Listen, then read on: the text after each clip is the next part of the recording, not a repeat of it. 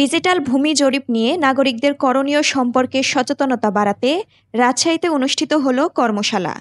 বুধবার NGO forum মিলনায়তনে association for land reform and development এই কর্মশালার আয়োজন করে।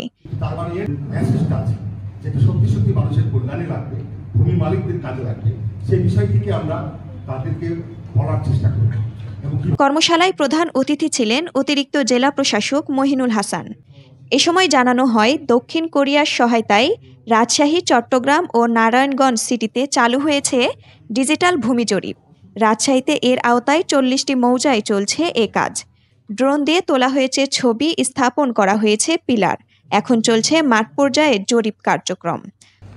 দায়বদ্ধতা নিশ্চিত আছে। জনসাধারণের করণীয় কি, তার যে কাগজগুলো আছে পর্যায়ক্রমে সাজিয়ে রাখা, এটা আপনাদের নির্ধারণ করার কথা। আপনারা কখনো বাধাও দেন নাই, শেষও করেন নাই, বা এটা নিয়ে কোনো রকমের প্রশ্নও তোলেন নাই। আজকে জরিপ আসছে, জরিপের প্রশ্ন তুলছেন যে জরিপ ওই পুকুরটা আবার করে দেবে, তাই কি দেবে? জরিপ সরজমিনের ছবি তোলে, যে অবস্থায় আছে সেই অবস্থায়। পুকুর রক্ষা আসলে রাষ্ট্র সেটা চাই কিনা, আসলে বাড়ানোর জন্য যে গাছপালা, লাইট, প্রথম যে কাজটা করবেন, আগে জমির কাগজ রেডি, সীমানা রেডি, খাজনা দিচ্ছেন, সে কাগজ আছে, দুইটা সেট করে রাখবেন। একটা হচ্ছে শ্বশুর বাড়িতে রাখবেন অথবা আত্মীয় স্বজনের বাড়িতে, আর একটা নিজের বাড়িতে, আর একটা রাখবেন হচ্ছে বন্ধু বান্ধবের কাছে।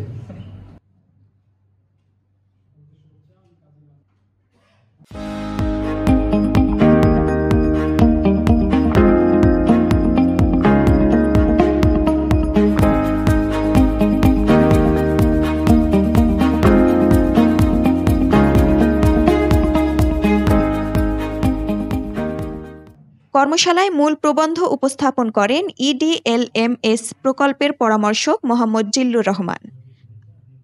এ আলোচনায় অংশ নেন রাজশাহী বিশ্ববিদ্যালয়ের অধ্যাপক ডক্টর সাবরিনা নাজ, সহকারী সেটেলমেন্ট অফিসার অনন্ত কুমার মুকুটমণি, সাংবাদিক মোস্তাফিজুর রহমান খান সহ নাগরিক সমাজের বিভিন্ন প্রতিনিধি।